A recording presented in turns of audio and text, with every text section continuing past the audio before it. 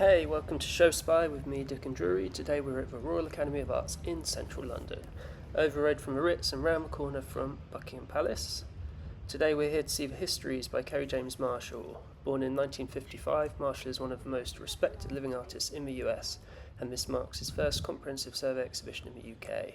Marshall's work is deeply rooted in art history, and he believes it is crucial for an artist to know their histories in detail if they hope to contribute to them in a meaningful way. Let's go in! Here's some wonky footage as we enter the gallery. I kept it in because I realised at the top of the stairs you can actually see the curator Mark Godfrey greeting contemporary artist Anthea Hamilton. Godfrey begins the show in a room titled The Academy.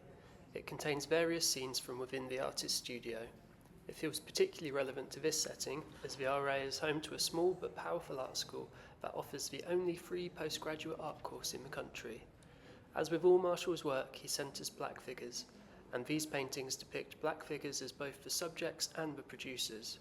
Marshall is deeply invested in the idea of blackness within painting, and in an effort to further the discussion of black figures in art, he rarely uses the brown of real skin tones, instead favouring the full range of black pigments available, from ivory black to carbon or Mars.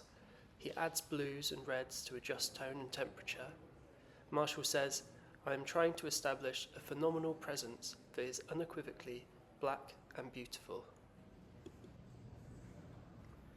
One of my favourite works in the show is titled Black Painting. It's beautiful in real life and hard to capture with a lens. It instantly reminds us of the iconic Black Square by supremacist painter Casimir Malevich from 1915. But unlike Malevich's total minimalism, Marshall conjures an image within his blackness. A bedroom scene unfolds, which is possible to read as a depiction of prominent Black Panther Fred Hampton the night before he was killed in his bed by the FBI.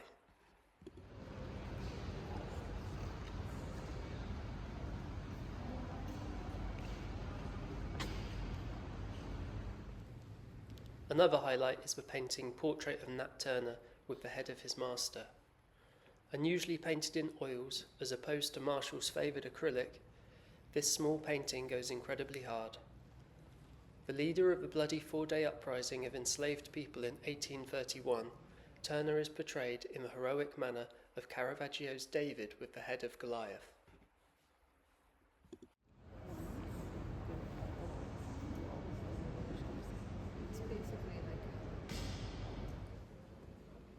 Not all of Marshall's paintings are so explicitly political. Sometimes his aim is simply to elevate scenes of everyday black life. Parks, streets, nightclubs or art galleries are depicted. In the case of School of Beauty, School of Culture, we see Marshall celebrate the importance of the hair salon as not just a place of business, but a community hub and place of learning. On the walls we see a poster for Chris Ofili's Tate Show, as well as a record sleeve for the miseducation of Lauryn Hill. A distorted image of Disney's Sleeping Beauty raises the question of whether white standards of beauty trouble the space of the black beauty salon.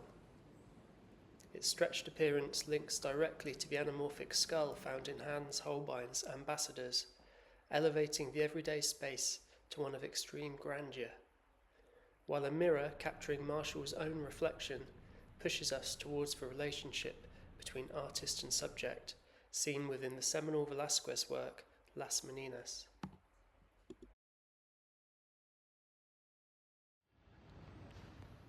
A sister painting to School of Beauty, School of Culture is the earlier work De Style, another celebratory scene of social realism.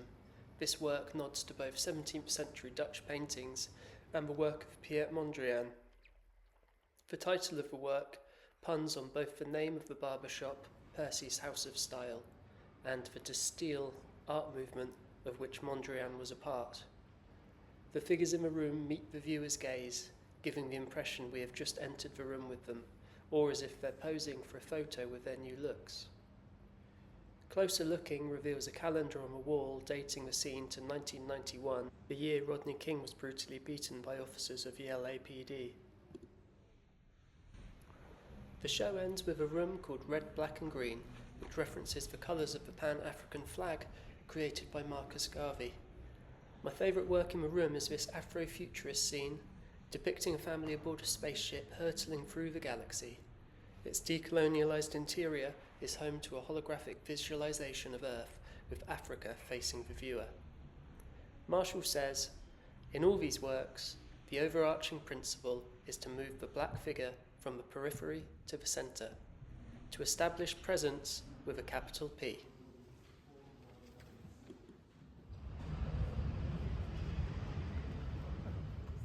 Kerry James Marshall, The Histories, is open at the Royal Academy of Arts until the 18th of January 2026. It's open every day apart from Mondays. Go and check it out.